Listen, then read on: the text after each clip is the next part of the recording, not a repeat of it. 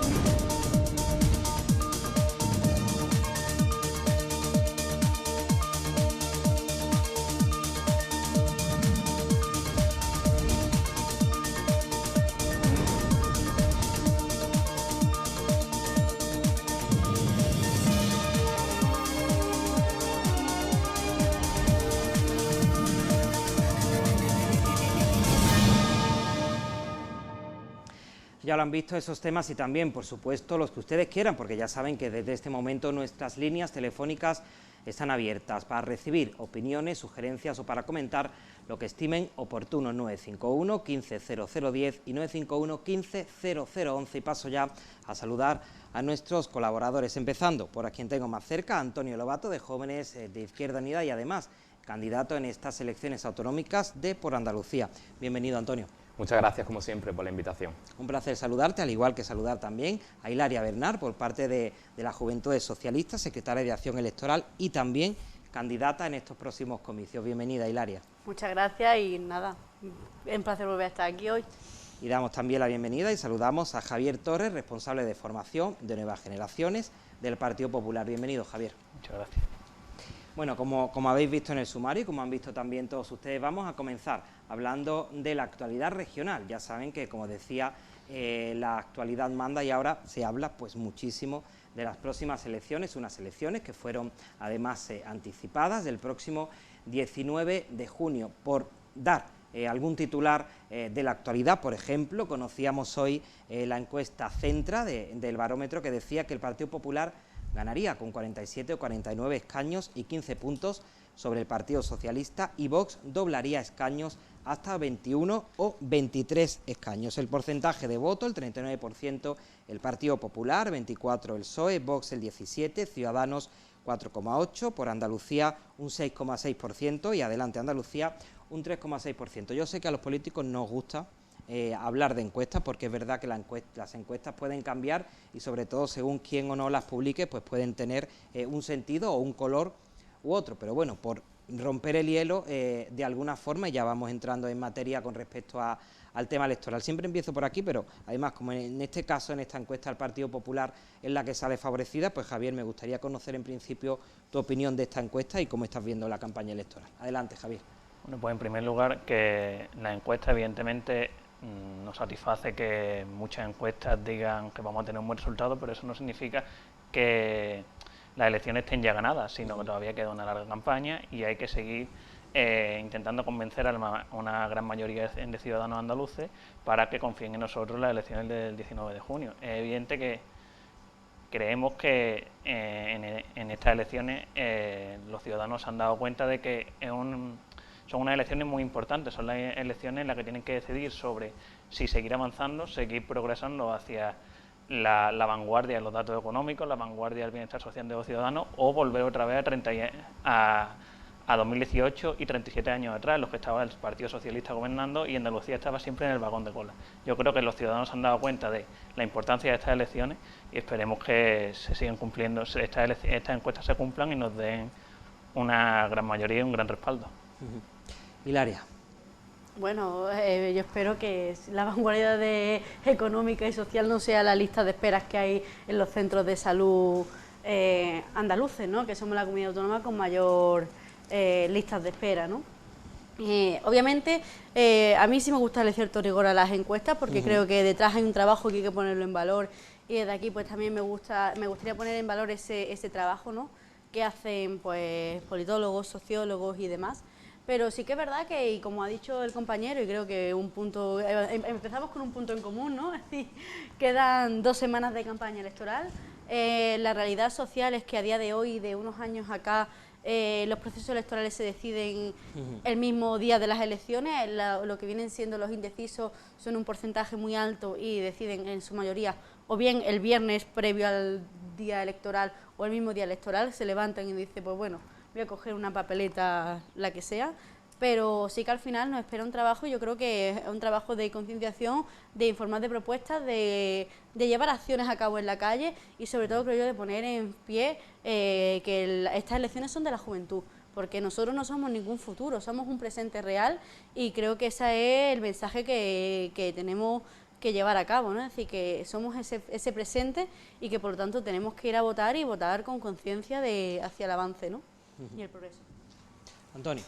Bien, yo creo que cuando hablamos de elecciones debemos hacer un par de reflexiones y sobre todo el conjunto de los votantes debe de pensar por qué vamos a una elección anticipada, por qué Juanma Moreno convoca elecciones anticipadas. Tocaban elecciones a finales de año y Juanma Moreno convoca elecciones en junio. Ya llevábamos cerca de un año con rumores de posibles adelantos electorales. ¿Y por qué en junio? Creo que eso todos los votantes deben de pensar por qué. Y frente al discurso y frente al relato que Juanma Moreno ha ido vendiendo del buen gobierno, de la estabilidad, esto demuestra que los gobiernos donde gobierna el Partido Popular son tremendamente inestables, porque todos los gobiernos allí autonómicos donde gobierna han convocado elecciones anticipadas. Y en segundo lugar, una segunda reflexión, el discurso, el relato de convocatoria de elecciones de Juanma Moreno iba enfocado a que no podía aprobar unos presupuestos, que tenía unos presupuestos de otros años y que tenía que ir prorrogando, porque Vox no se los aprobaba. Si este 19 de junio el PP gana las elecciones, va a necesitar a Vox para gobernar. Iremos a otra convocatoria de elecciones, porque no es capaz de ponerse de acuerdo para gobernar. Desde Por Andalucía tenemos claro que las encuestas están para romperlas. Nosotros presentamos un programa que pone el centro en los problemas principales de la población. Y somos una fuerza nueva. Por eso también entendemos que el conocimiento de nuestra marca todavía la población no la conoce. Por lo tanto, entendemos que ese porcentaje no es real al porcentaje que vamos a sacar en las siguientes elecciones. Y nosotros ponemos toda nuestra fuerza y toda nuestra capacidad militante para sacar unos buenos resultados en Andalucía. Tengo yo por aquí algunos titulares que quiero también comentar con vosotros. Vamos a repasar algunos de cada partido, por ejemplo, empezando por el Partido Socialista, ya que ahora es el turno de Hilaria.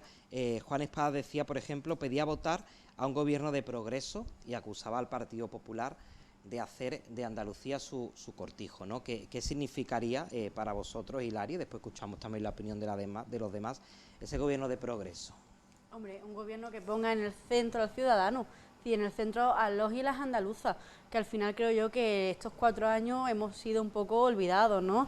Y hemos sido olvidados por distintas cuestiones, tanto como vienen siendo en ayuda, en subvenciones, es decir, y a lo mejor puede saltar el compañero con el bono del metro y demás, que bueno, el del transporte, que para favorecerse, es decir, yo vengo de Torremolinos y a mí no me favorece ese bono, es decir, me sale más rentable venir en coche al precio que está a día de hoy la gasolina.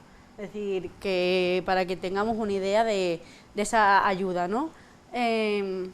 luego un progreso, un gobierno al final que plantee una realidad para resolver los problemas que tenemos las andaluzas, como viene siendo el acceso muchas veces a formaciones superiores por falta de recursos, como viene siendo el tema de acceder a ciertos espacios por transporte, porque viene siendo un problema real de que los jóvenes no tenemos ese recurso económico y las familias muchas veces no les cuesta llegar a final de mes con eso. Luego un gobierno en el cual pues las mujeres podamos decidir y tengamos un eje central, creo yo, que eso al final con el Partido Popular pues brilla un poco por su ausencia, ¿no? Entonces eso creo yo que es el gobierno de progreso que defiende Juan Espada y bueno, y que defendemos los que apoyamos a Juan Espada. ¿Estáis de acuerdo con esa afirmación, Antonio, Javier? Bueno, después de bastante tiempo de gobiernos del PSOE en Andalucía, parece que ese progreso a Andalucía no ha llegado. Es cierto que después de estos casi 4 años del gobierno del Partido Popular, Andalucía está peor que en 2018. Pero hay que recordar que la derecha ha gobernado hoy en Andalucía por una elección anticipada que convoca a Susana Díaz y por meter en el gobierno a Ciudadanos. Es decir, ese gobierno de progreso que vosotros citáis, vosotros ya metisteis a la derecha en el gobierno andaluz, porque era vuestro socio. Había una mayoría alternativa, una mayoría de izquierda, pero no decidisteis conformar un gobierno con la izquierda, sino con la derecha. Y si hoy gobierna la derecha en Andalucía, es responsabilidad vuestra. Primero, por meter a la derecha en el gobierno y segundo, por no solucionar los problemas de Andalucía. A mí me encanta que uses el término derecha. Es decir, el Ciudadanos que metió Susana Díaz era más liberal que de derechas. Y eso es un factor influyente y creo que hay que matizar esas cuestiones porque el gran problema que ha tenido Ciudadanos es el juntarse con la derecha. Si Ciudadanos hubiera seguido su línea liberal, hubiera sido un partido bastante apoyado en España. Y creo que las propuestas que tenían en ese momento Ciudadanos podían casar con un gobierno socialdemócrata. El problema está cuando desde arriba se les va un poco y empiezan a patinar hacia la derecha, ¿no? Y ese es cuando empieza el problema en el gobierno de la Junta. No antes, cuando planteaban cuestiones con ciertas líneas de progreso, no había problema, es decir, porque defendían en cierto modo una línea socialdemócrata. Pero cuando empiezan a patinar y a juntarse con la derecha, que es lo que pasó con Albert Rivera, cuando las elecciones en 2019, justo el proceso antes de las elecciones de 2018, en la Junta y demás, es cuando, y a la prueba está, ¿no? Es decir, no hay más que verlo por resultados de Ciudadanos y los resultados que les da ahora día de las encuestas, es decir, que muchas de ellas lo hacen desaparecer del mapa directamente, ¿no? Javier. Sí, creo que habías dicho que Juan Espada decía que que Andalucía era el cortijo del Partido Popular. A mí me parece cuanto menos sonrojante que el candidato del Partido Socialista, del OER y de la FAFE, diga que Andalucía es el cortijo del Partido Popular. Y más sonrojante me parece que digan que estamos peor que en 2018, cuando en estos primeros trimestres de 2022 se ha alcanzado, por ejemplo, el dato de paro más bajo en jóvenes menores de 25 años desde 2008. Se han reducido, aunque la compañera Hilaria diga que no, se han reducido casi en un 30% las listas de espera para operaciones quirúrgicas en Andalucía. Y se han reducido, por ejemplo, los días de espera medios para operaciones quirúrgicas en más de 200 días en Málaga. También se ha llegado al 7% de inversión en sanidad, el 7% del PIB en sanidad. Se ha llegado al 5% de inversión en educación en Andalucía. Yo creo que, evidentemente, los ciudadanos no son tontos y los ciudadanos se han dado cuenta que otra forma de gestionar es posible y además, aparte de reforzar los servicios públicos, lo hacemos, el Partido Popular apuesta por reducir los impuestos y que los ciudadanos tengan más dinero en su bolsillo, sin que esto signifique menospreciar o que los servicios públicos se vean minusvalorados. ¿Continuamos? ¿Avanzamos? Sí, avanzamos. Bueno, comentabais antes vosotros que esto de las campañas electorales llega a ser cansado, aunque guste, aunque disfrutéis, pero precisamente hablando de eso, conocíamos también estos días que Juanma Moreno estaba incluso dispuesto a repetir elecciones hasta que gobierne en solitario. No sé si os imagináis, después de que acabe esta campaña electoral, otra campaña electoral, pero en cambio Vox, que por cierto, el pasado viernes el líder nacional Santiago Abascal y Macarena Olona hicieron aquí un acto en la capital, pues le decía Moreno al Partido Popular todo lo contrario, ¿no? Amenazaba con rechazar la investidura si no gobiernan juntos. Le decía que ni un voto gratis, que ni siquiera la abstención. No sé cómo veis esta afirmación del presidente del gobierno, en este caso del candidato del Partido Popular. No sé si puede ser una estrategia a lo mejor o pensáis que esto puede llevarse a cabo. Javier. Bueno, yo creo que lo que el presidente quería decir es que ahora mismo lo que toca el 19 de junio es votar y posteriormente será hablar de pacto o hablar de lo que va a suceder en los meses futuros.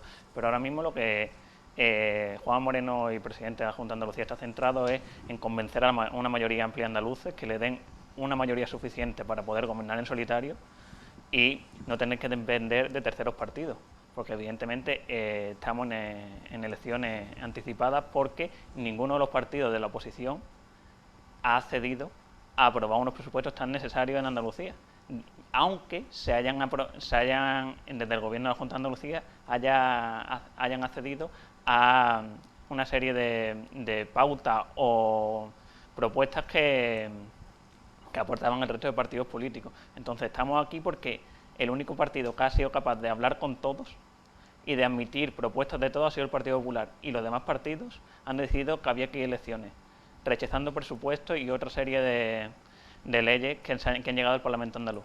Entonces, evidentemente, lo que toca ahora mismo es votar que el gobierno, que Juanma Moreno consiga una mayoría amplia y después hablar de pacto. Ahora mismo en el Partido Popular no pensamos en con quién vamos a pactar, porque lo que tenemos claro es que queremos gobernar en solitario. Antonio. Bien, yo creo que es mentira, que claro que pensáis con quién vaya a gobernar. Y la población debe saber con quién vaya a gobernar. Sí, es una respuesta que la población tiene que tener conocimiento. Antonio, yo te respondo, nosotros vamos a gobernar solo para los andaluces. ¿Ya está? Es que no podemos pensar que vamos a gobernar con un partido o con otro. Si es que ahora mismo yo creo que es faltarle un poco el respeto a los ciudadanos. ¿Cómo vamos a pensar en qué pactos vamos a llegar o a qué acuerdo vamos a llegar si ni siquiera tenemos el número de votos que hemos sacado, el porcentaje de votos y el número de escaños que tenemos? Creo que es una falta de respeto tremenda. Somos conscientes de que las épocas de la mayoría absoluta han acabado y por lo tanto la composición del futuro Parlamento andaluz no la conocemos, pero sí sabemos o sí tenemos que explicar a la población las posibles alianzas, con qué fuerza queremos conformar gobierno. Desde por Andalucía lo tenemos claro, nosotros no vamos a dar un voto a la derecha y nosotros se lo explicamos bastante claro a la población. No tenemos decidido si entraríamos en un gobierno con el PSOE o no. Eso será decisión de la militancia, de las fuerzas políticas que integran por Andalucía. Pero tenemos claro que ni un voto a la derecha. Yo creo que es una información lícita que la población debe conocer, si vosotros estaríais dispuestos a meter a Vox en el gobierno o no. Yo creo, como la habéis metido en otro sitio. Yo creo que tan claro no tenéis que no voy a dar un voto a una persona u otra, porque yo creo, si no recuerdo mal, que la candidata incluso, y hubo un rifirrafe con el candidato Espada, sobre si estaban dispuestos a abstenerse o para que no gobernase otro o que no entrasen en el gobierno otros partidos. Pero evidentemente es que pienso que ahora mismo hablar de pacto es innecesario. ¿Por qué? Porque mira, si el Partido Popular consigue una mayoría suficientemente amplia para que tenga un número de escaños, como le daba la encuesta esta, en torno a 48 escaños, quizás no le haga falta meter en el gobierno a ningún otro partido político. ¿Por qué tenemos que hablar de pacto? Primero dejemos hablar los andaluces y después que los políticos se encarguen de hablar de pacto, pero no adelantemos acontecimientos. Hilaria. Yo creo que los pactos están en la cabeza de todo político y como comentábamos antes de empezar, es decir, los políticos ya no construyen campañas de 6 meses previos, sino de 4 años en 4 años. Entonces yo creo que esos pactos estaban ya hace 4 años, es decir, en 2018, cuando entraron los 12 de Vox, ya se puso en tela, es decir, yo creo que Juanma Moreno ya en su mente, bueno, no sé si a lo mejor Juanma Moreno en su persona, pero sí su equipo, porque detrás de todo político hay un equipo de expertos detrás, seguro que lo pusieron en valor, es decir, y valoraron esas opciones porque al final se basaba en construir escenarios y ese escenario estaba ya latente en 2018. Obviamente nos enfrentamos a unas elecciones que estamos en un proceso desde 2014 en el cual el panorama político está fragmentado. Es decir, ha habido un proceso en el cual han salido nuevas formaciones políticas, algunas tienen más recorrido, otras están teniendo menos. Todo al final, pues bueno, el sistema político español tiene esa ventaja o esa desventaja, ¿no? y que también al final a los partidos minoritarios los castiga mucho y cuesta mucho sacar ese porcentaje de representación, y creo que incluso hasta la ley electoral te obliga a tener un tanto por ciento de firmas para poder presentar tu partido si no tienes una representación y demás. Entonces, obviamente yo creo que está claro que Juanma Moreno, la noche electoral del 19, se ve el resultado que le estaba dando la encuesta esta de Centra, lo primero que va a ser llamar a Macarena Olona y decirle: mira, Macarena, vente de Salobreña para Málaga, que estamos a horita y media más o menos creo que estábamos, no me acuerdo exactamente, porque nunca he ido a Salobreña desde Málaga, he ido desde Granada. Vente para acá, que vamos a hablar tú y yo de qué va a pasar a partir de ahora. Y obviamente yo creo que también digo que poner en base a posible repetición de elecciones, creo que es una jugada estratégica política.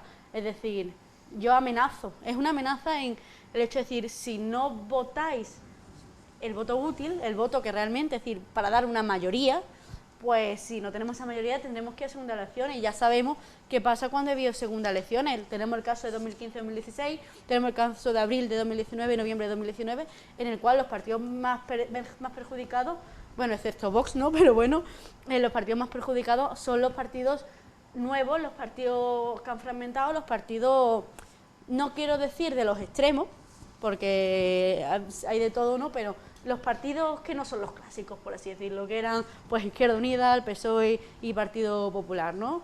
Entonces son los que salen perjudicados, y creo que los datos lo avalan, y si hay repeticiones en Andalucía por esa cuestión, Juanma Moreno sabe que es una amenaza para evitarlas, y que si pasa, pues seguramente él a lo mejor perderá votos, pero otras formaciones a lo mejor lo ganan. Y yo creo que ahora mismo, tal y como está la situación con Vox, sería mejor pegarse un tiro en su propio pie. Bueno, veremos lo que pasa y lo comentaremos aquí. Por seguir hablando de los distintos partidos, al menos los que esta tarde estáis representados, por ejemplo, por Andalucía, en la cabeza de lista por Málaga, Inmaculada Nieto la hemos visto también por aquí, pasear por la ciudad. Por cierto, con respecto a la encuesta de conocimiento, está muy cerca de Juan Espadas, del candidato, es una candidata conocida. La hemos visto, por ejemplo, con vecinos del Perchel, hablando de servicios públicos, de sanidad, de educación, y decía en la presentación de la campaña algo muy curioso, y era que presentaba por Andalucía como la opción de gobierno para traer la alegría y la felicidad a Andalucía. Triste, nos llamó, ¿no? Por así decirlo, ¿no? Y me permitís la broma. Antonio, adelante. Yo creo que por Andalucía tiene la mejor candidata que podría tener. Creo que Inmaculada, además se refleja muy bien, porque cuando está cerca de ella, esa frase de llevamos la alegría, la transmite, porque siempre lleva una sonrisa en la cara. Incluso el otro día, conociendo la problemática de los vecinos del Perché, esa alegría es la que nosotros queremos trasladar. Nosotros ponemos encima de la mesa una coalición, una formación política que quiera hablar de los problemas de la gente, que quiera hablar de los problemas de la clase trabajadora, pero que no se resigna al odio, que no se resigna a ese discurso del miedo. Nosotros ponemos encima un proyecto de alegría, porque tenemos la intención de ganar. Frente a los discursos del miedo, frente a los discursos del odio, nosotros hemos construido un proyecto de unidad, un proyecto también con su rifirrafe, con sus problemas, pero al fin y al cabo un proyecto en el que distintas formaciones políticas, es decir, Podemos, Izquierda Unida, Alianza Verde, ECUO, Iniciativa del Pueblo Andaluz, distintas fuerzas andaluzas se han agrupado, han tenido esa capacidad de entender que nos jugamos mucho, que Andalucía se juega mucho, y sobre todo las clases trabajadoras se juegan mucho, que no podemos permitir que un gobierno de la derecha y de la extrema derecha gobierne 4 años más en Andalucía. Y por eso ponemos encima de la mesa un proyecto con una mirada ecologista, feminista, que quiere representar y que sabe a quién defiende. Defiende a las clases trabajadoras, que son esas que levantan nuestra tierra día a día. Y digo, frente a ese discurso de la extrema derecha que va a necesitar el Partido Popular para gobernar, del odio, de la mentira, del criminalizar, nosotros ponemos la alegría encima de la mesa. No sé cómo veis el resto de partidos. Te había faltado Más País, porque estaba contándolo y estaba dando vueltas. Digo, con las compañeras de Más País. Digo, le falta uno y ahora acabo de caer. No sé cómo veis el resto de partidos esta alianza de la izquierda. La líder de Teresa, la líder de Adelante Andalucía, decía hace varias semanas que esto incluso podía perjudicar a la izquierda y también al Partido Socialista por el hecho de diversificar el voto y sobre todo por debilitar a ese espectro de la izquierda y en cambio favorecer a la parte derecha, ¿no? Como puede ser el Partido Popular. No sé si veis esta alianza el resto como positiva o no. Hilaria. Yo no creo que vaya a debilitar al Partido Socialista, para empezar, porque creo que los votos, es decir, a día de hoy, de ya casi junio, ¿no?, de 2022, creo que el panorama político de la izquierda está bastante asentado y creo que al final la competitividad que podemos tener en votos es escasa como para marcar una gran pérdida para nosotros, ¿no? Es decir, sí que puede ser que se pueda arrancar 1 o 2 escaños de esos votos, pero 2 escaños poniendo en una situación idílica y demás, ¿no? Es decir, creo que nuestra competición está por otro lado. Pero sí que es verdad que, bueno, yo no soy muy fan de las campañas estas Happy Flower de alegría, tal cual, es decir, creo que no, que hay que, en la política es algo serio, hay que hablar de gestión, hay que hablar de la preocupación de la ciudadanía, es decir... No es excluyente, pero que yo digo que... Uy, que me tapo el micro otra vez. De la gente, pero poner encima de la mesa un proyecto de alegría y no de odio, como hace la extrema derecha. Yo digo que a mí personalmente es que no me gustan, es decir, me parece que son temas serios, es decir, y que la alegría pues la dejamos para la feria. Y que no es, que en política, es decir, la alegría no es... Tiene que haber gestión. Tiene que haber gestión, tiene que haber problemas serios, tiene que haber gente que sepa gestionar, gente que sepa cumplir los plazos, sobre todo, es decir, que no haya dificultades, que conozcan la legislación, que conozca cómo funciona el sistema político, el sistema institucional, el sistema judicial, para llevar a cabo un desarrollo de las políticas. Es decir, lo que no puede ser es que no sepamos, por ejemplo, los plazos para presentar una enmienda a un presupuesto o a una ley, ¿no?, que ha pasado. Entonces, yo por eso digo que yo soy muy reacia a ese tipo de campañas, ¿no? También una impresión personal, ¿eh? Perdona por hacerte una matización. Pertenezco a una formación que es Izquierda Unida. Creo que es una de las fuerzas políticas con más seriedad de todo el Estado español. Yo no te digo lo contrario. Que sabemos gestionar, que sabemos hacer política, que conocemos la política. Por eso es que Unida es la más perjudicada con la coalición. Y por eso te digo, ¿por qué? Porque sabemos y tenemos altura de mira. Nosotros no queremos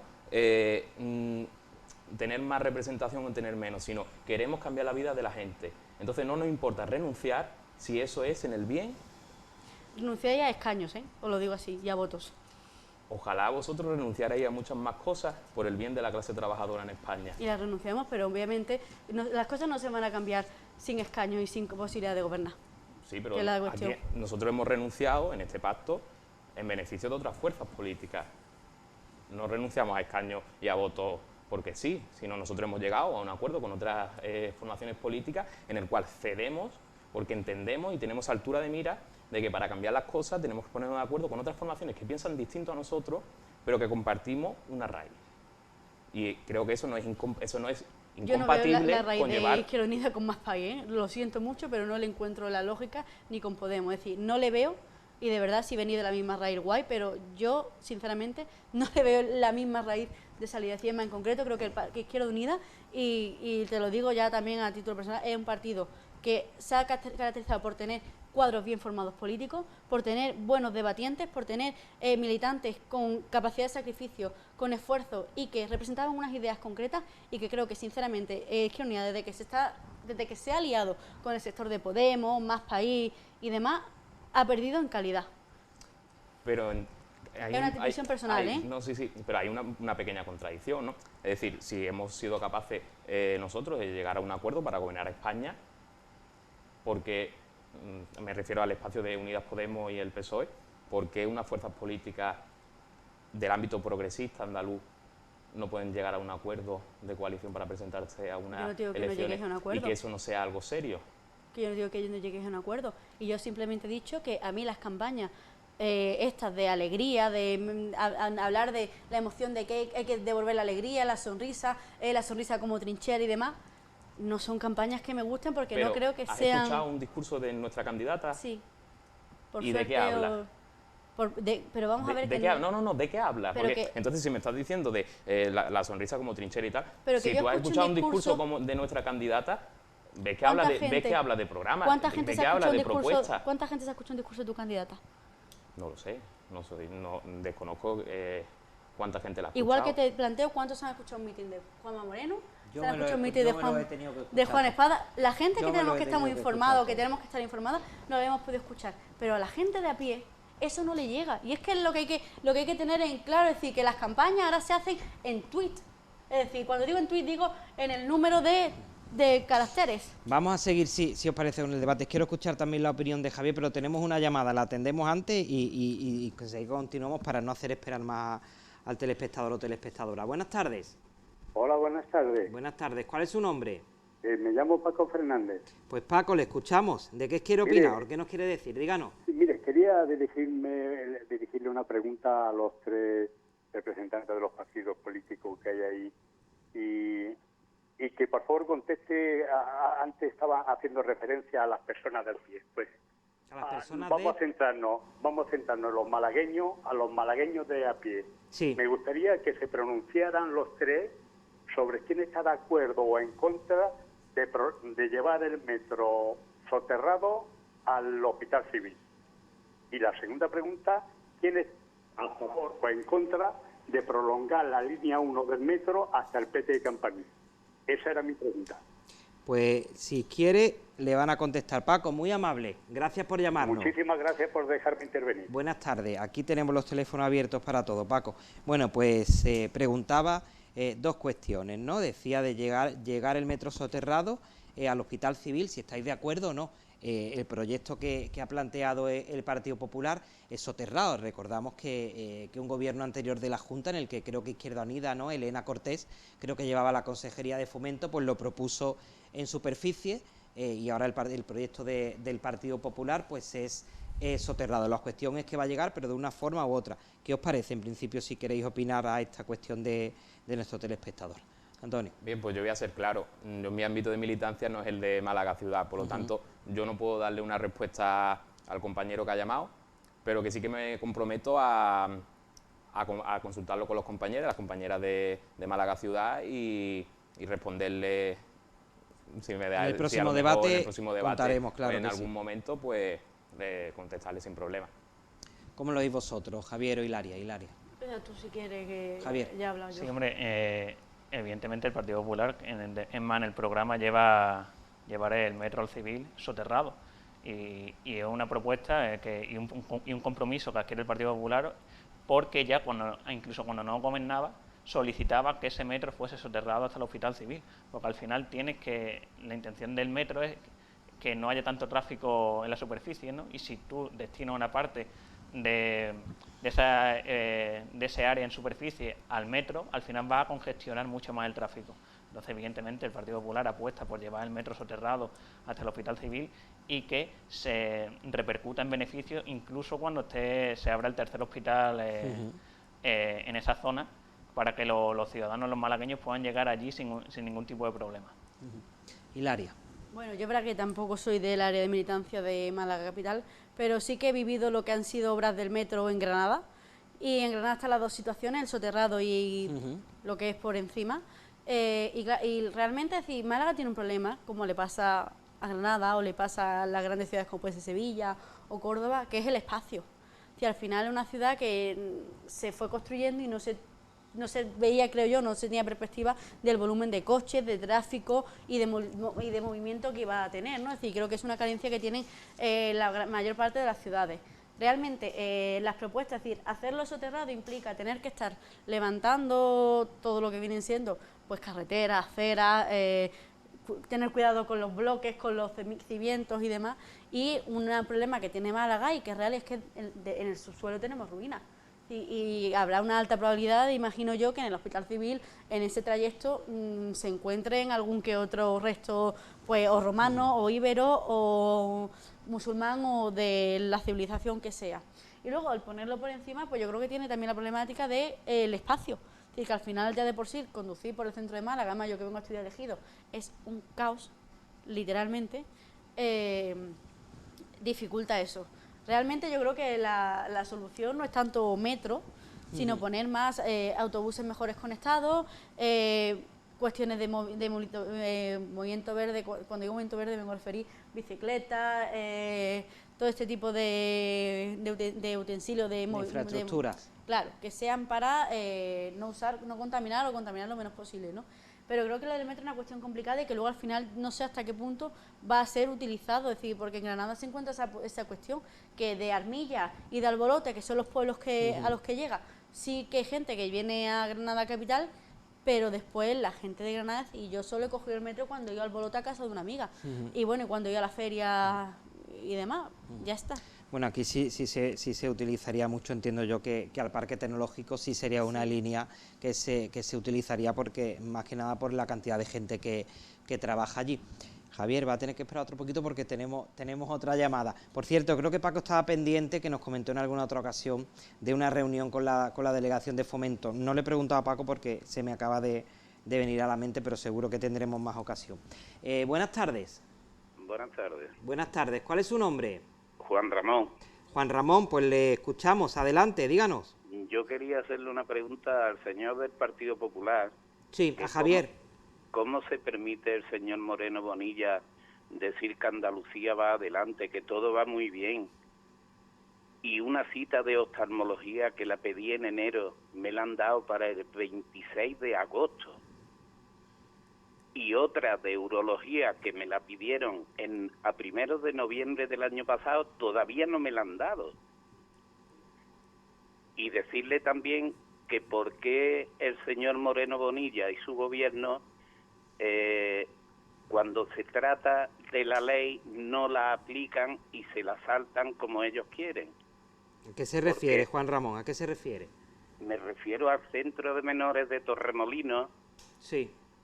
Que el gobierno del señor Bonilla no contó ni con el comité de empresa, nos estuvo engañando, nos dijeron que no iban a cerrarlo y nos reúnen para decirnos que eso está cerrado ya, que el día 1 de abril se cerraba del año pasado.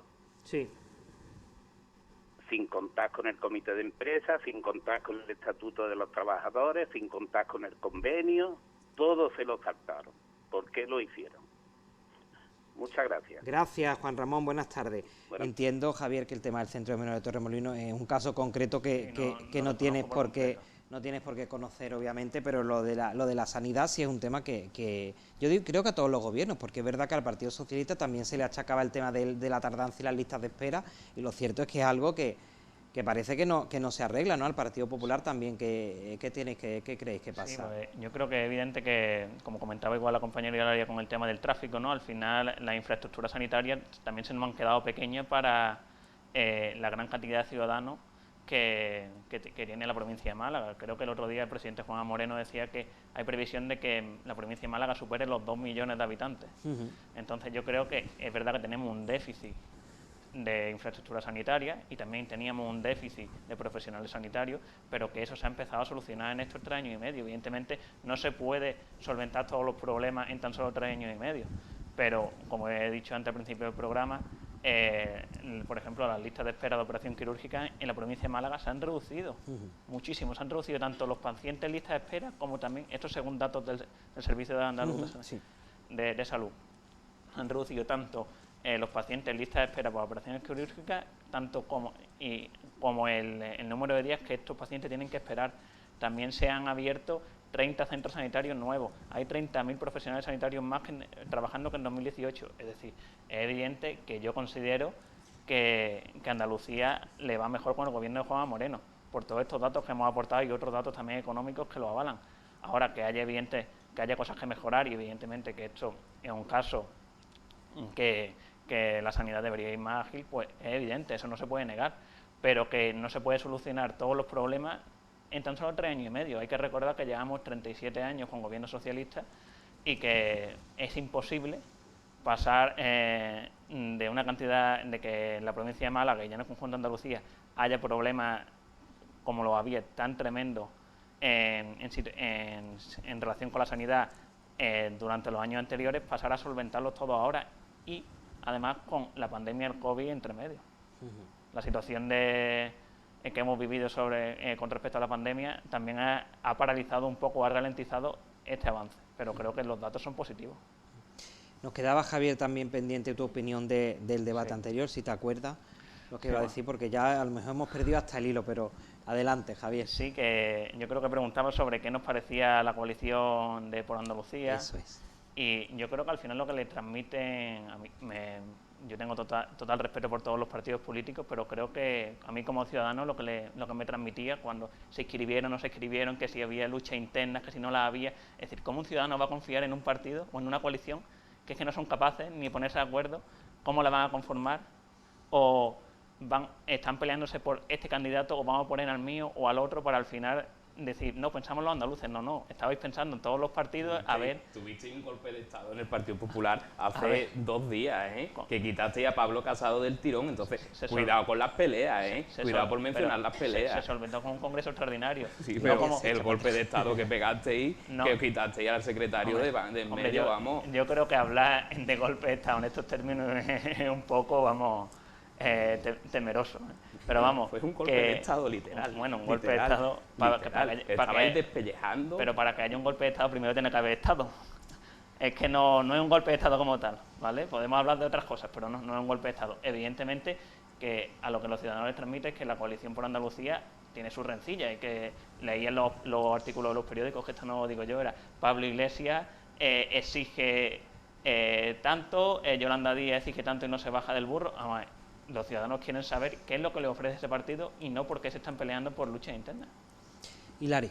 Justamente, enlazando con lo que has comentado, es decir, el otro día estuve en una conferencia de un catedrático de la ciencia política de la Universidad de Valencia, Pablo Oñate, y comentaba un poco todo lo que viene siendo el fenómeno de Vox, ¿no? Es decir, qué características tiene Vox como fenómeno político, es decir, si un caso solo aislado de España, si ha pasado en más sitios y demás, y una de las cosas que hablaba era de la estructura del partido. Y ponía en valor la estructura del partido. Y una cosa que muchas veces no tenemos en cuestión, y es que a los ciudadanos la estructura partidista es muy influyente por la seriedad y por el consenso. Es decir, porque al final, cuando se han repetido elecciones, los partidos que en cierto modo han sido más favorecidos han sido los partidos tradicionales, porque al final dan ese punto de seriedad durante muchos años han sido papá y mamá. Es decir, 8 años gobernaba papá, 8 años gobernaba mamá. Y era ese punto de seriedad, ¿no? Es decir, ese punto de nos van a sacar del aprieto, ¿no? ¿Qué pasa? Que, por ejemplo, sí que es verdad que Vox ha construido muy bien esa estructura seria, pero, por ejemplo, y el caso de lo que viene siendo la coalición de Luis Geronía también tenía esa estructura seria, digo, y orgánica. ¿Qué pasa? La estructura, por ejemplo, de Podemos, cuando se construye como partido, no se construye así. Se construye poniéndose en contacto con los grupos que había en esos sitios, en los sitios distintos, pues Anticapi, los círculos y demás. Ahora, con Izquierda Unida, pues te he hecho el telefonazo a ver si llegamos a un acuerdo y demás. Entonces, claro, al final, y eso sí que lo que ha dicho el compañero tiene razón, que se parte una desventaja porque en ese punto en el cual hay que inscribirse en las listas y nos encontramos que la Junta Electoral ahora dice que no, que ahora tenemos que recurrir a la Junta Electoral porque no se ha presentado a plazo y demás, al final tú como ciudadano, es decir, los que a lo mejor estamos más metidos en el mundo, pues lo vemos como algo normal porque todos sabemos, es decir, y el compañero sabrá la de papeles que hay que rellenar para presentarte a una candidatura. Es decir, bueno, es que te piden hasta el ADN, pero sin embargo el ciudadano de a pie eso no lo sabe. No sabe que tú tienes que rellenar una hoja donde vengan todos tus ingresos, los ingresos de tu familia, donde venga de dónde cogen las cosas, cuánto dinero tienes en la cuenta del banco. Que yo, tú decías, pero mami, que yo soy estudiante, que yo no tengo ni un duro, así que no tengo nada. Y aún así tenía que rellenarlo y presentarlo. Entonces, creo que eso es verdad que a la gente de a pie no lo sabe, pero claro, cuando ve que no han sido capaces de presentar la candidatura a tiempo, la Junta Electoral se ha hecho para atrás y demás, le perjudica en temas de estructura orgánica. Si Antonio, por alusiones, quiere comentar algo y ya cambiamos ya el asunto. Adelante, Antonio. Me decía ayer un compañero de Podemos, en un acto que tuvimos en Mija, me decía, si yo no me pongo de acuerdo con mi mujer, ¿para qué voy a cenar? Pues esto viene a ser un poco eso, ¿no? Al fin y al cabo somos 6 fuerzas políticas con ideologías distintas, con proyectos distintos y también con intereses distintos. Y con estructura orgánica distinta. Con estructuras orgánicas distintas. Es cierto, pero que esas rencillas pues las ha habido, pero han quedado ya atrás. Ahora mismo estamos en otro momento de dar a conocer nuestra candidatura, de dar a conocer nuestras propuestas. Pero tampoco podemos obviar que también hay rencillas internas y bastantes rencillas en las otras organizaciones, en el PSOE y en el PP. Es decir, no es algo ajeno, que no es solamente algo que nos incumba a por Andalucía, ¿no? Sino que es algo, bueno, no solamente, es que no es solamente ni de la política, sino de aquellos espacios donde hay una agrupación de gente con distintas opiniones, que la izquierda se agudiza más, sí, porque tenemos más capacidad, o no más capacidad, sino a lo mejor distintas ideologías, distintas variantes, somos mucho más participativos, con más capacidad de ver las cosas de distintas formas, aunque militemos en una misma organización. Pero bueno, al fin y al cabo son unas cuestiones que ya nuestra candidata Isma Nieto en la presentación de Por Andalucía pidió perdón, y que es una cosa que ya ha quedado atrás, y ahora nosotros estamos en otro proceso de dar a conocer nuestra candidatura. Bueno, continuaremos hablando del asunto. Vamos a rellenar un poco los vasos de agua, que ya lo habéis bebido los tres, y volvemos enseguida. Aprovechamos para ello la publicidad.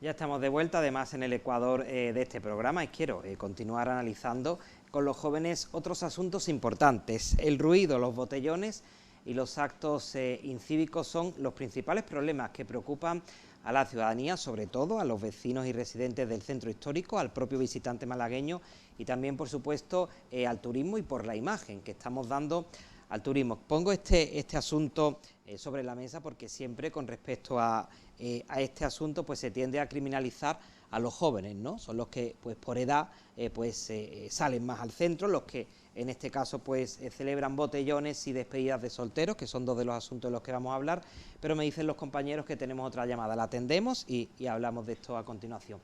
Hola, buenas tardes. Buenas tardes. Buenas tardes, ¿cuál es su nombre? Miguel. Pues Miguel, adelante. Bueno, me refiero a joven que está ahí del PP, sí, por un tema. Es que dice que... A Javier. Perdón, es que no, el nombre no había quedado, pero sí, Javier. Que decía que el programa del PP era el metro soterrado hasta el final. Miguel, le escuchamos muy bajito. No sé si será problemas de cobertura o si es aquí en plató. Repítanos, por favor, a ver si ahora le oímos mejor. Repito, Javier, el señor que hay ahí representando al PP. Sí, sí. Dice que el PP llevaba en el programa llevar metro al hospital civil soterrado, ¿no? También llevaba en el programa que el hospital se haría en la zona este. ¿Es así o no es así?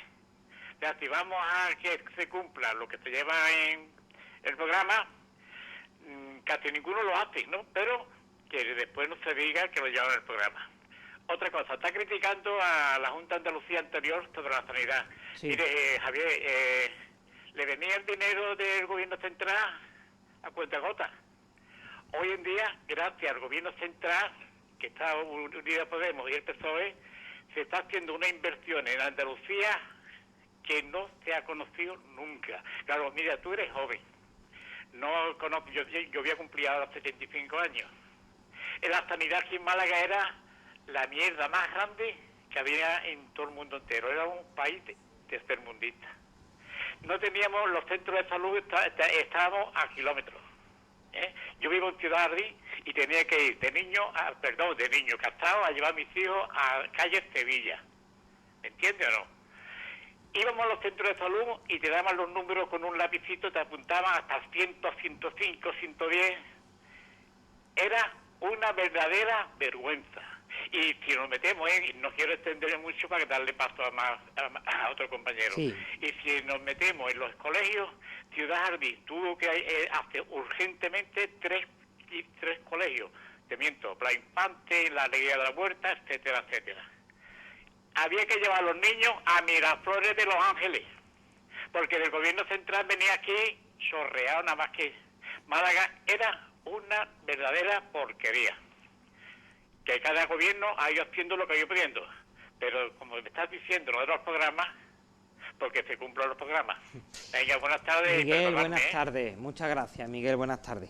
Bueno, hacía un repaso este telespectador de los avances en todos estos años y hacía alusión al hospital, ¿no? Primero se habló en la zona oeste y ahora pues se va a construir en el mega hospital. Además que ya el proyecto está en marcha en los terrenos que cedió la Diputación, ya no hay marcha atrás de que se hay. Sí, evidentemente era evidente que a Málaga le hacía falta otro hospital y de hecho yo creo que el presidente de la Junta de Andalucía anunció el otro día que también se va a poner en marcha otro hospital, el antiguo hospital militar, que aportará otras 200 camas Pascual al Servicio Andaluz de Salud.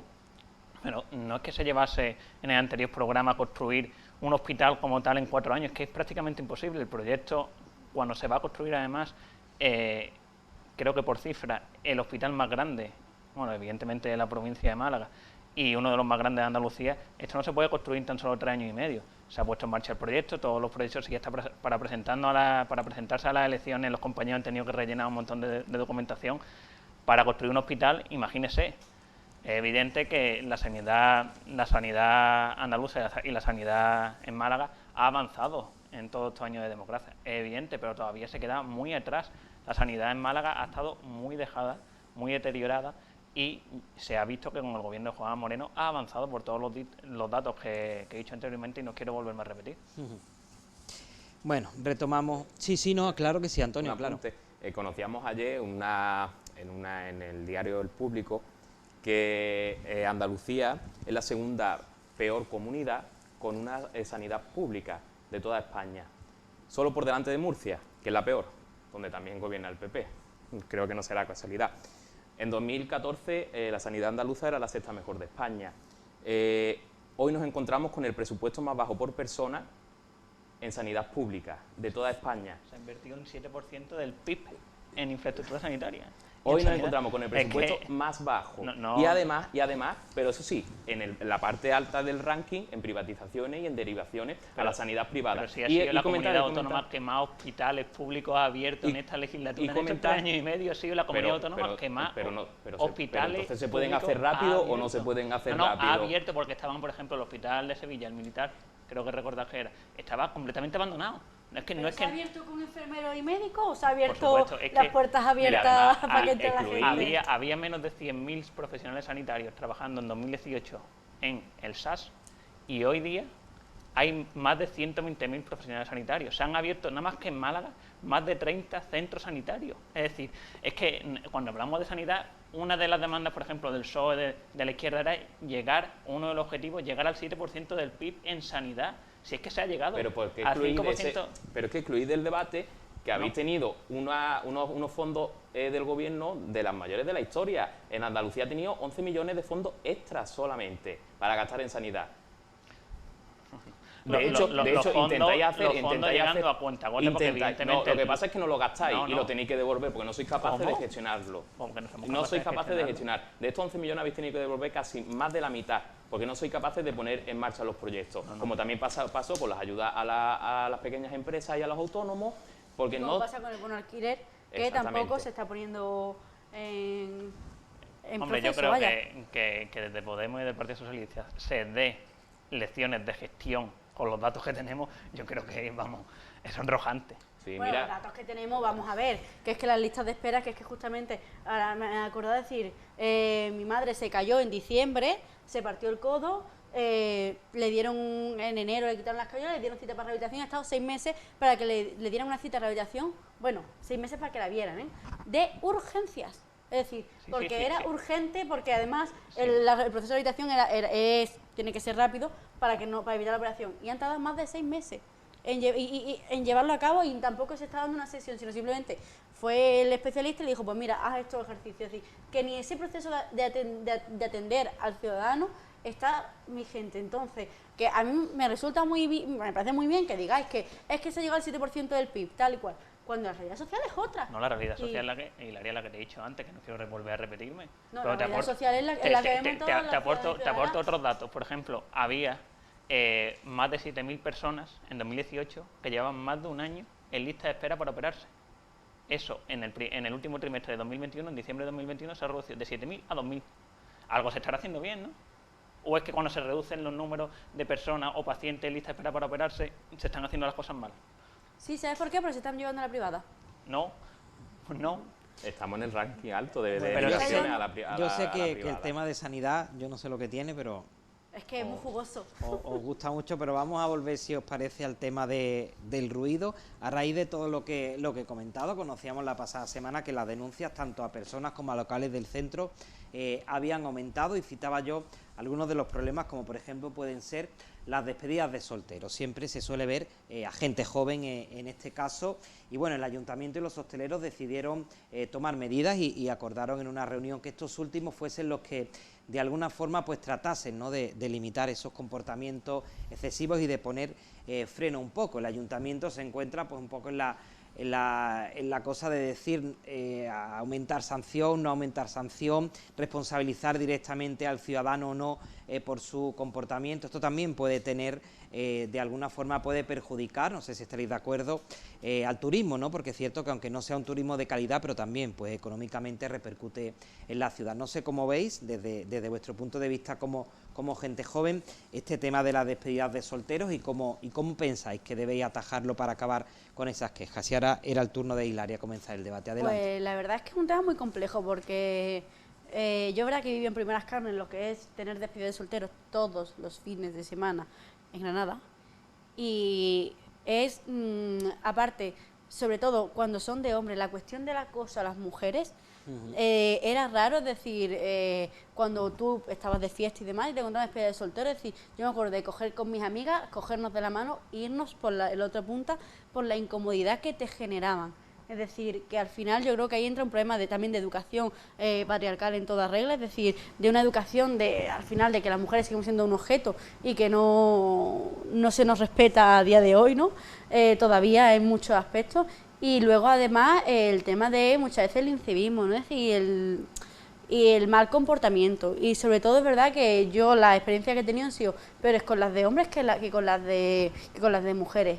Es un tema que no sé cómo se puede resolver, ojalá tener la solución, pero sí creo que debe de habilitarse unos espacios para despedidas de solteros / solteras específicos y a lo mejor quitarlos del centro, ¿no? Es decir, hacer una zona, a lo mejor, no sé, digo Teatino porque es la zona que está en expansión, en la zona de la ampliación, hacer El problema de ruido con los vecinos de Teatinos también es... Bueno, en la ampliación ahora mismo solo está en la facultad y los fines de semana están cerradas, así que puede ser una solución. Ahí lo dejo, puedes dar el recado, que la ampliación... Yo es que creo que... Bueno, sí, compañero... Iba a dar la palabra a uno y después a otro, si quieres continuar, Antonio. Yo creo que estamos ante un problema bastante complejo y que va enlazado al modelo de ciudad que queremos construir. Este modelo del turismo low cost no es el modelo que yo quiero para Málaga ciudad ni para la zona turística, la Costa del Sol y toda la costa de aquellas más zonas turísticas más de Málaga, ¿no? Nosotros apostamos por un turismo que sea sostenible, que sea medioambientalmente respetuoso con el medio ambiente y que sobre todo que sea de calidad. No podemos hacer responsable al ciudadano o decir o apostar por la vía represiva de aumentar las sanciones, y entonces ¿dónde está la responsabilidad de la administración, que es la que tiene que tomar cartas en el asunto? Nosotros pensamos que el ayuntamiento, de hecho presentamos una moción en el ayuntamiento para que el ayuntamiento vaya en contra de estos paquetes turísticos de low cost. Entendemos que al fin y al cabo los empresarios no son quienes tienen que tener la responsabilidad de controlar estas despedidas de solteros. Y sobre todo, como hilando un poco con lo que decía la compañera, aunque no estoy de acuerdo, no que la discusión sea muy de acuerdo con el tema de la despedida de hombres, pero no está la discusión no está entre si despedida de hombres o de mujeres, ¿no? Pero sí que es verdad que este turismo de masa, este turismo low cost, trae problemas de convivencia, trae problemas de degradación de las ciudades, trae problemas de seguridad, con el aumento de agresiones sexuales. Y esto va enlazado a qué ciudad queremos. Esto que plantea el alcalde y el equipo de gobierno es un parche. Es un parche cuando en el centro de Málaga cada vez hay más pisos turísticos. Entonces, creemos que tenemos que atajar eso, primero porque expulsamos a la población del centro que vive ahí, por los pisos turísticos, porque cada vez las viviendas son mucho más caras, y por el ruido. Y traigo aquí la colación, lo que comentábamos antes del barrio de los vecinos del Perchel. Son unos vecinos, en el Perchel quedan viviendo 50 familias, porque la gran mayoría ya se han ido, y es porque en ese sitio quieren hacer unos edificios de viviendas turísticas, degradando más la zona y cargándose uno de los barrios más emblemáticos de Málaga. Entonces, creo que va eso, enlazado a qué ciudad, a qué Málaga queremos construir. Javier. Yo es que creo que cometemos un error a la hora de criminalizarnos a los pisos turísticos, por ejemplo, en este caso, de toda la culpa o responsabilizarle de toda la culpa de estas situaciones, ¿no? A mí tampoco me gusta ver situaciones en las que hay ciudadanos y personas que se comportan de forma incívica o que no son capaces de convivir con los demás por la calle. A mí no me gusta y eso lo rechazo, pero evidentemente no se puede criminalizar a los pisos turísticos. Yo, cuando he viajado y he viajado a otros países o otras ciudades, muchas veces me he quedado en pisos turísticos y conmigo yo no he dado ningún tipo de problema y supongo que vosotros igual. Entonces yo creo que es más un problema de educación. ¿El ayuntamiento qué puede hacer? Pues el ayuntamiento puede actuar por dos vías. Una, aumentar la vigilancia y el control por parte de la policía local, que creo que el alcalde se pronunció otro día que se van a aumentar los dispositivos de policía local en la zona de Málaga donde más afluencia de personas haya, y después por incrementar, que se está pensando y estudiando, incrementar las sanciones, que creo que había una ordenanza de convivencia en la que ya se exigen o existen y se establecen una serie de sanciones para comportamientos incívicos.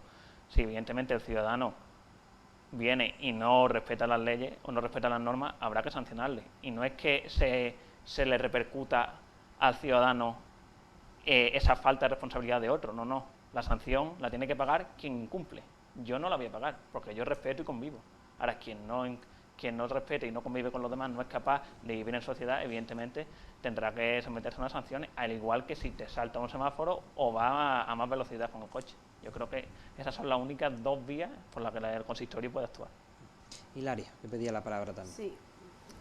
Yo es verdad que comparto la opinión del compañero de la coalición de Por Andalucía, en el hecho de que al final el modelo de ciudad es súper importante a la hora de todo. Ya no es solo de lo que queremos, sino también de cómo se construye los mismos ciudadanos, ¿no? Es decir, el urbanismo tiene tanta influencia en nuestro comportamiento social que es que muchas veces no somos conscientes de ello, ¿no? Es decir, cómo influye, por ejemplo, el tener parques, el tener jardines, el tener zonas de recreación, como pueden ser los toboganes, los parques infantiles y demás, ¿no? No somos conscientes de eso. Y luego, además, Málaga tiene un problema de vivienda increíble, es decir, los precios son inasequibles. Y luego, la problemática que se da con el tema de los pisos turísticos es que el que tiene pisos hace el siguiente análisis, ¿no? Es decir, yo puedo alquilárselo a una familia, puedo alquilárselo a un estudiante por 600 euros al mes, a lo mejor, 3 habitaciones, o más, ya más, ¿no? Bueno, pues no. Es que estoy con los precios de Granada, ¿sabes? Claro, aquí en Málaga capital. Claro, eran los precios de Granada, que pueden ser, no sé, 800, 900 euros.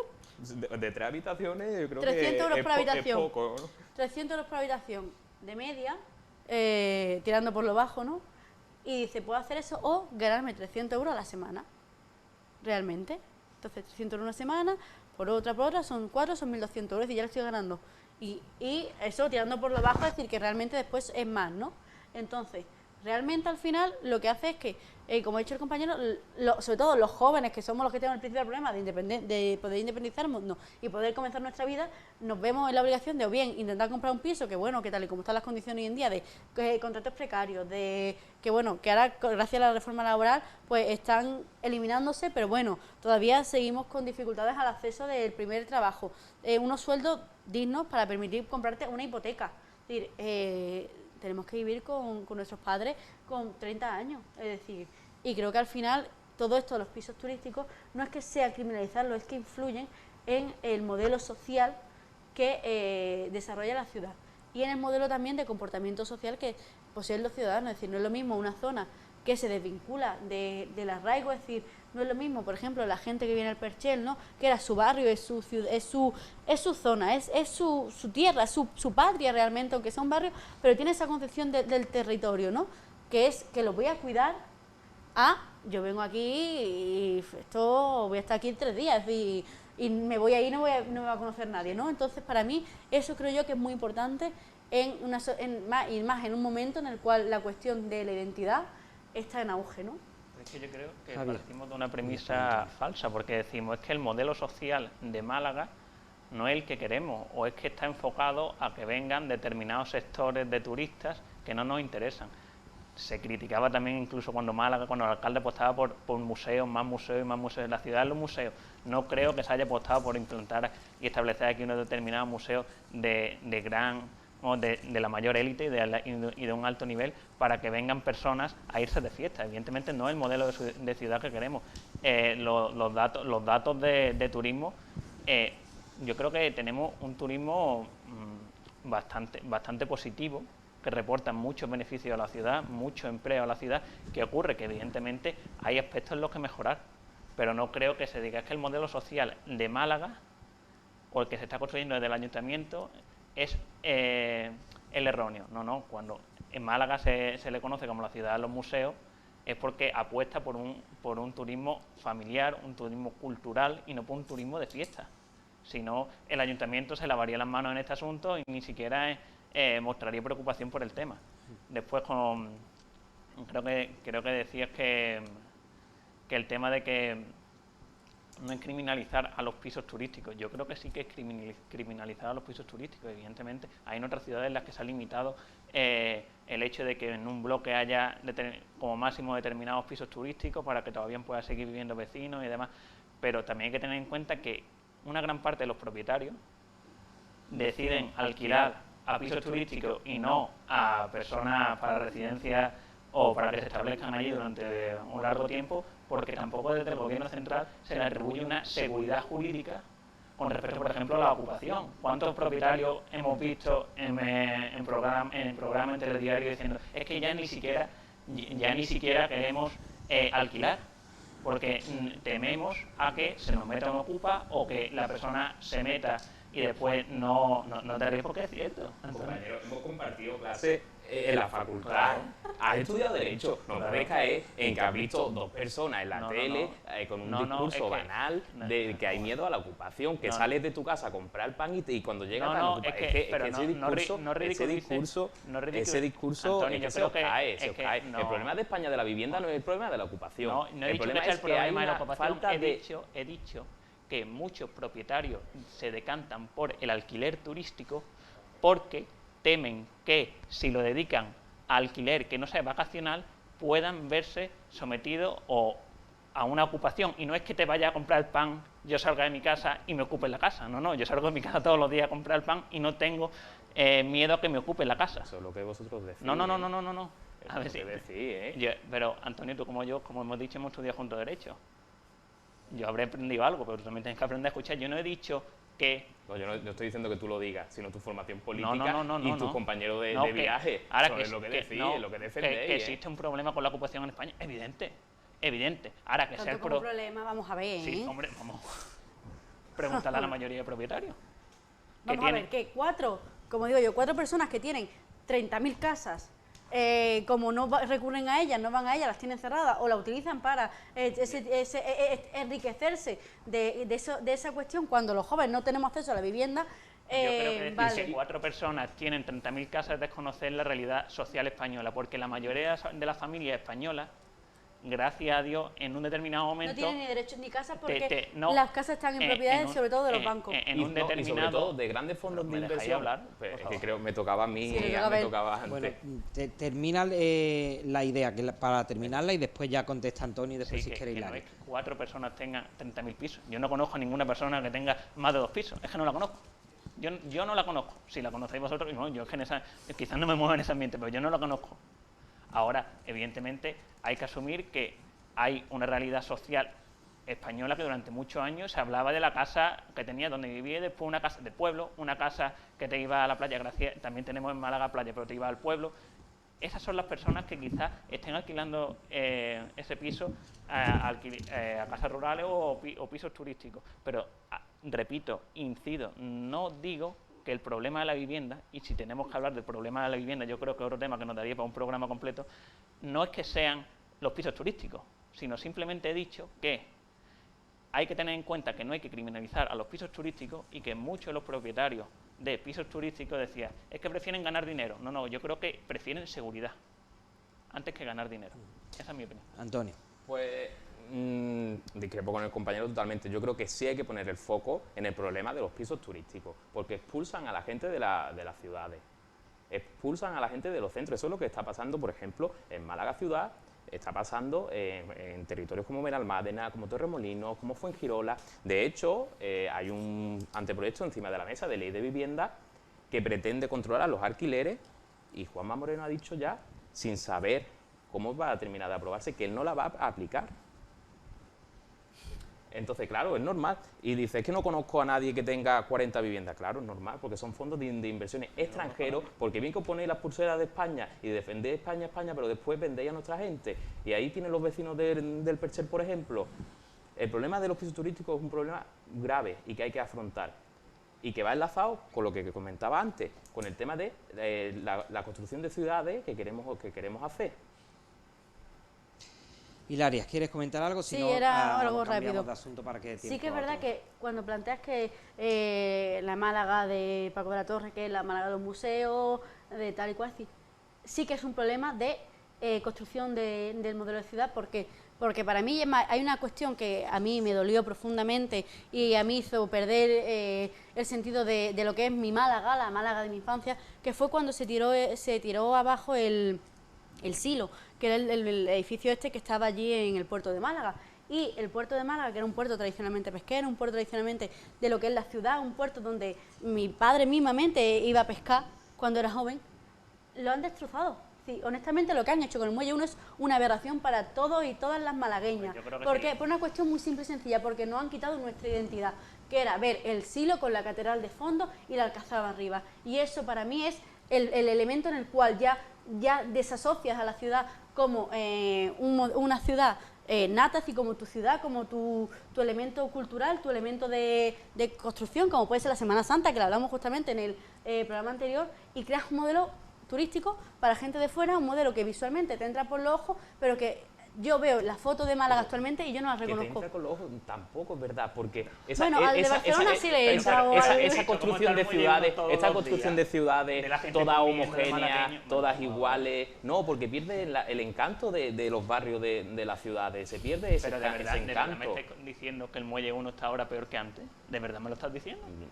No es que esté peor, es que han quitado la identidad de Málaga. El Muelle 1 se podía haber rehabilitado y haberlo hecho, podría haber puestos de comida, así que yo no quito que no pongas restaurantes, simplemente digo que puedes conservar el elemento tradicional para hacer Málaga distinta, no que Málaga es igual que Barcelona, que Valencia y que ya quisiéramos que Málaga Mónaco. fuera Barcelona. Mejor no, por favor. Igual que Barcelona, no, por favor. En modelo de construcción de ciudad, ojalá nos pareciéramos mucho más a Barcelona.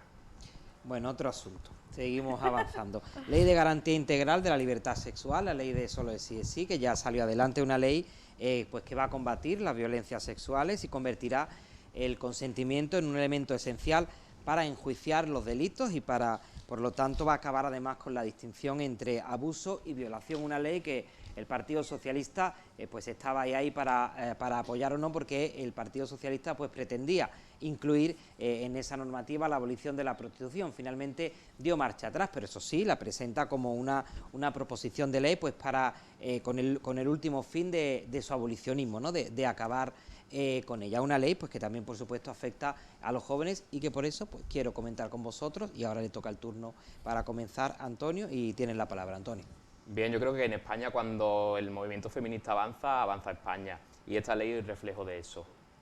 Esta ley recoge medidas de sensibilización, de educación, recoge medidas de derecho a las víctimas en el ámbito laboral, en el ámbito de una asistencia especializada. Y lo más importante, hace una nueva configuración de los delitos contra la libertad sexual.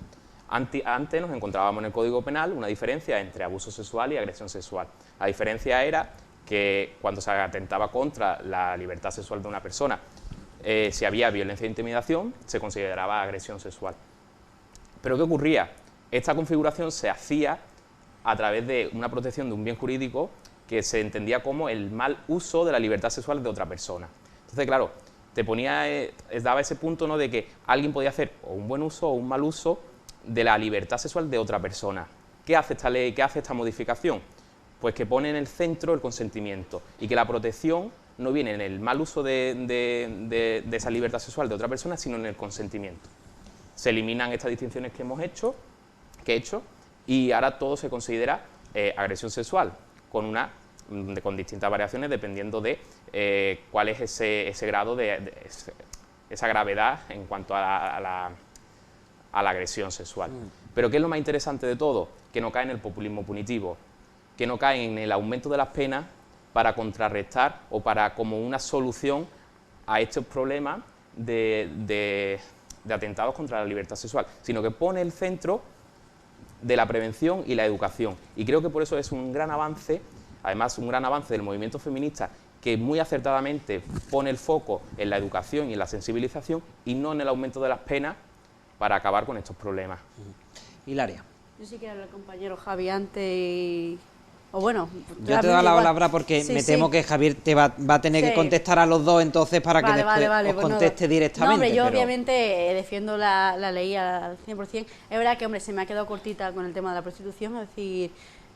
porque al final creo que la prostitución es la forma de, junto con lo del tema del vientre de alquiler, la forma de mercantilización más vana, más dura y más esclava hacia la mujer, ¿no?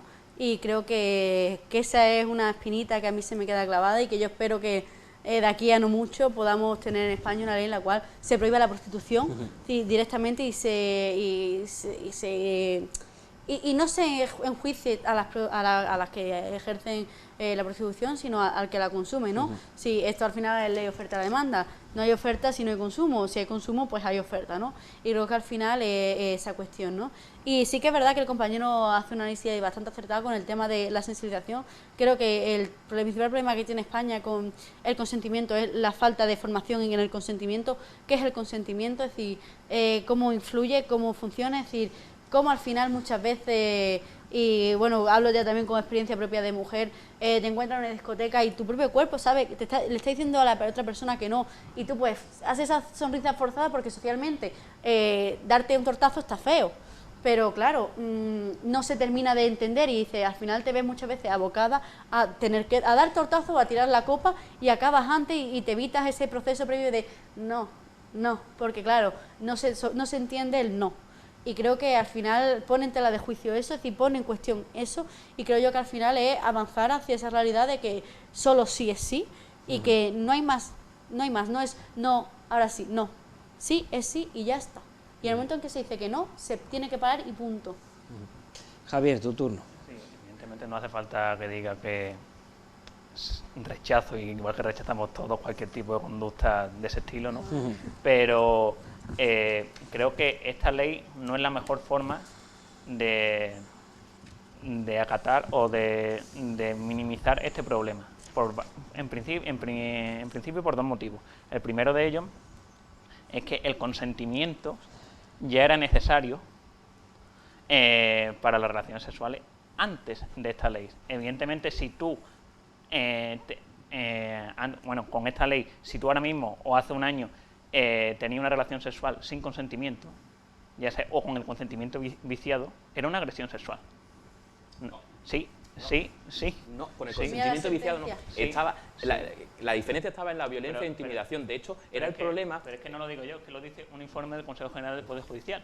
Es que no es que lo diga Javier Torres, es que el Consejo General del Poder Judicial dice uno de los motivos por los que esta ley o este anteproyecto de ley no creemos que sea el mejor es por dos causas. La primera de ellas es porque el consentimiento ya es necesario para tener una relación sexual y también porque en el anteproyecto primero se habla de consentimiento expreso o tácito y después al final se habla de consentimiento expreso. Entonces genera confusión, porque ¿cómo defines consentimiento?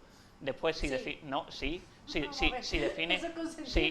y después lo que decían los vocales del Consejo General del Poder Judicial, si ahora metes el concepto en la tipificación del delito, el problema que se te puede generar es que desplazas la carga de la prueba por completo y al final estás afectando al principio y el derecho de presunción de inocencia. Entonces ahí hay un problema, yo creo que no de objetivo, es decir, todos estamos de acuerdo en que hay que ir contra esas actuaciones, es la forma de ir en contra de esas actuaciones. Si esta ley o este anteproyecto realmente beneficia o no beneficia a las mujeres. Porque ahora, si tú metes el concepto en la tipificación, realmente estás beneficiando a las mujeres, o también beneficia a las mujeres el que se junten en un único artículo o en un único tipo punitivo el abuso y la agresión. Realmente, si se juntan, la pena va a ser la misma para los dos. Es como... No, porque tiene una graduación. Una graduación son casos muy específicos. Específico, eso de siempre. ¿Y por qué, por ejemplo, no deja los dos artículos como están ahora? Abuso y agresión. Porque entonces no sería una reforma. Porque, por ejemplo, la ley lo de la manada era abuso, no agresión. Y eso Exacto. fue una agresión en toda regla. Lo siento.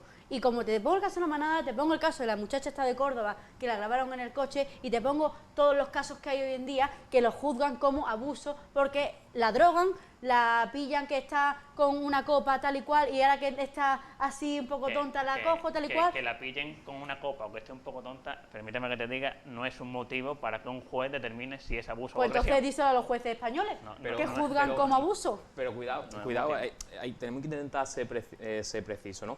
Como decía la compañera antes, nos encontrábamos con un problema de la carga de cómo se probaba si había esa violencia de intimidación, que era la diferencia entre abuso y agresión sexual.